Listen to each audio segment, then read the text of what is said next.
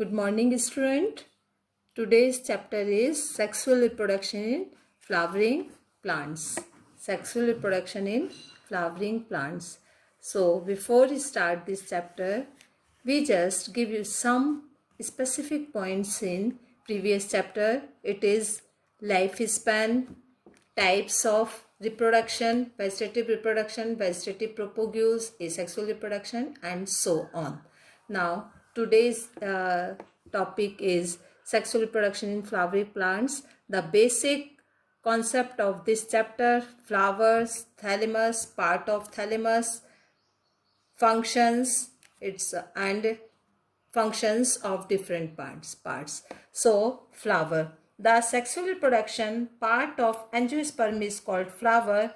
It develops after the completion of vegetative phase.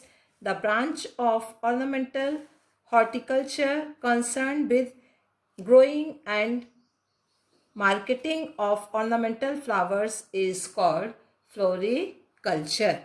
Now, flowers, it is sexual reproductive part of angiosperm, is called flower. It's developed after the completion of vegetative phase. All flowering plants show sexual reproduction.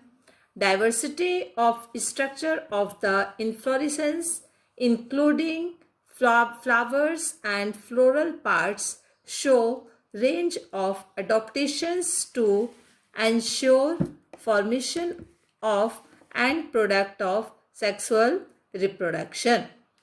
Last point of the flower is, in this chapter we have discussed morphology, means external feature, and process of reproduction in angiosperms. So flowers, this is structure of flowers. It is structure of flowers. Just a minute, student.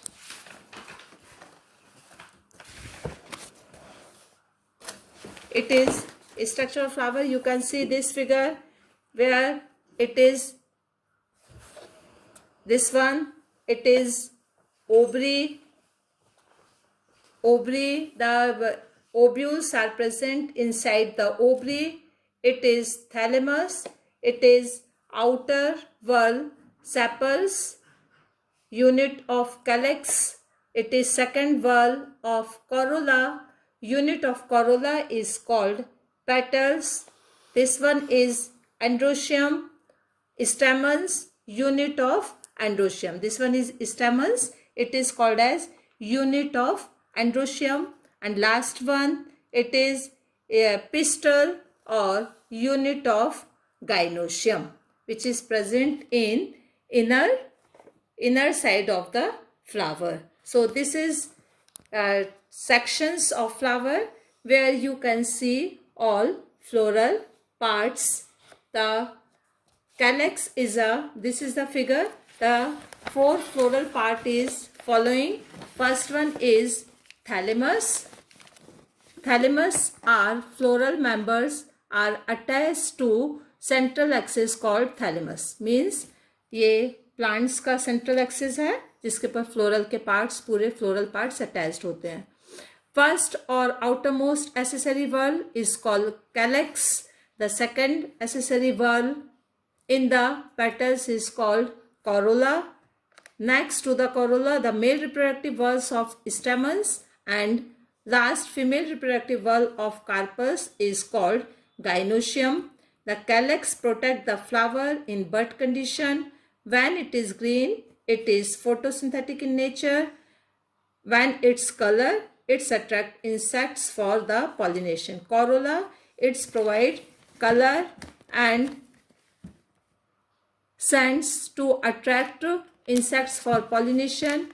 Base of the corolla bear some glands. It secretes nectar.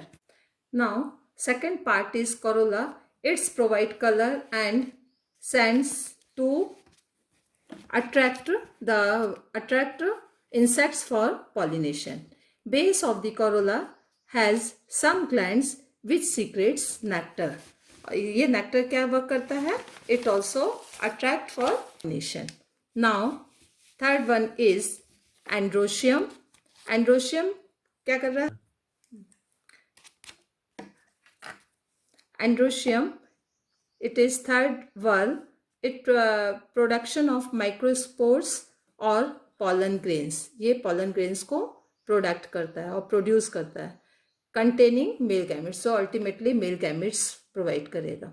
Gynoecium, production of megaspores, fruit and seeds.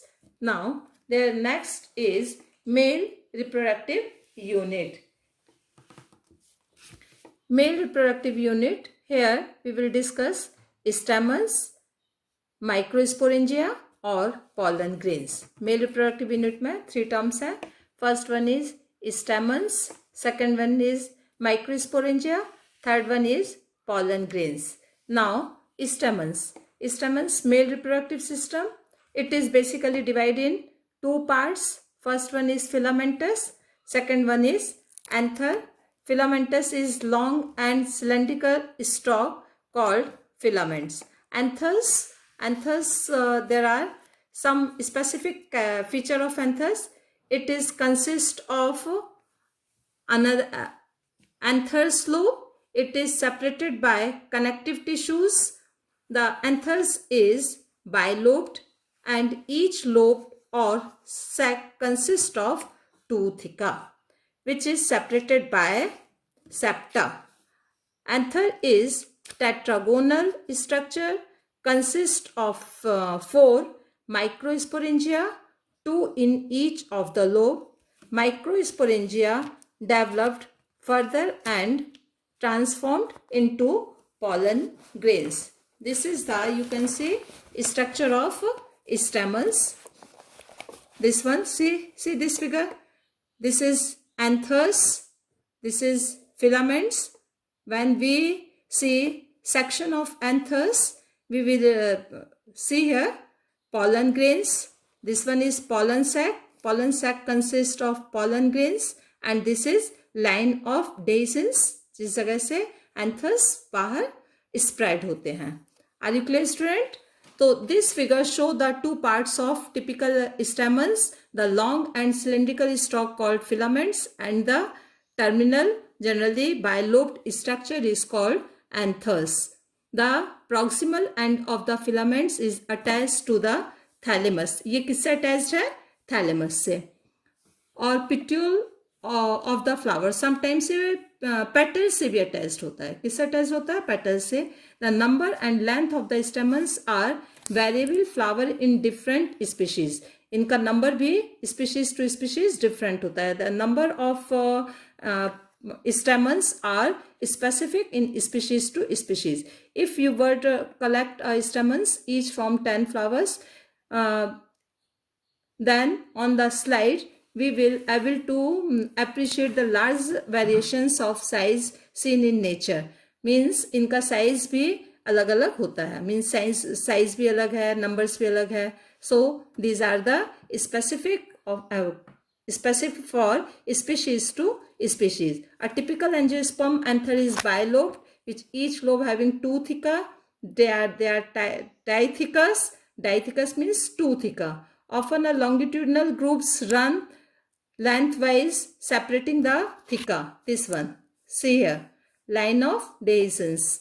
Let us understand the various types of tissues and their organization and transfer section of an another. Figure 2.3. This is microsporangia. Now see this figure. This is microsporangia. Here, this figure we will discuss here. This is the A. It is transfer section of young anthers. ये transfer section of young anther और ये circle का जो part है उसको detail में दिया हुआ है. So it is 4 lobed 1 2 3 4. Are you clear, student? This one is, it is made up of 3 layers. First one is epidermis, outer layer. Second one is endothecium, middle layer, and after that spontaneous tissues, इस जगह पर pollen grains form होंगे, and middle layer. If we see this structure in detail, So outer layer is epidermis. You can see here in this figure, epidermis, then endothecium.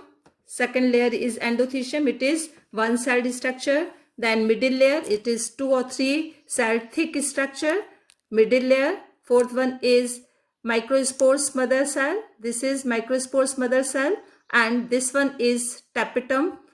This one is tapetum. These 4 layers have different work. We will discuss in later. And this one, after the figure C, we will see figure C, a mature dehiscence anthus. अब anthus पूरी तरीके से mature हो चुके हैं. So there are some pollen grains. These are pollen grains, और ये pollen grains mature होके they are ready to disperse. अब ये dispersion के लिए ready हैं. So this is the figure. Now we will discuss structure of microsporangia, जो already we have discussed. Epidermis, endodermis, middle layer, endothecium, sporogenous tissue or tapetum. So typical microsporangium appear circular and surrounded by 4 wall. ये 4 walls से बना हुआ है. First one is epidermis. I have already discussed. It's are protective in nature. ये protective nature का है और inner parts को प्रोटेक्ट करता है. Second one is endothecium. Second layer thick, help in dehiscence. Third one is middle layer. Third layer it is thick, 1, 2, 3 layer of cell. Fourth one is tapetum. It is important cell with dense cytoplasm and it's provide nourishment to the pollen grains. So this is the function of tapetum, or this is very important questions. It is always come in NCERT question paper.